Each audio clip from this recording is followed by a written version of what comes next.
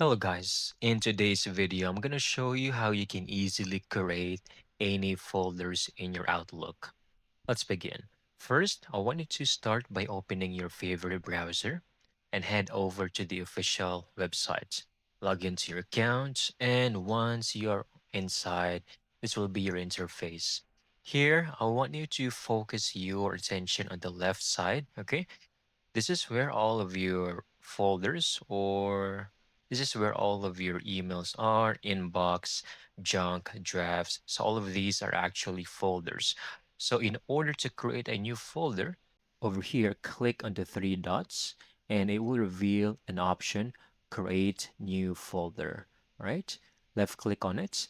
Then go ahead, decide any name you would like to put a reference for this folder. So for example, I'm just going to put like folder one and then hit enter. And there you go. It has now been successfully added to my list of folders. Now delete it. Click over here, three dots, and then go ahead delete this folder. Click OK, and you're done. That's how you can easily add and delete any folders in Outlook.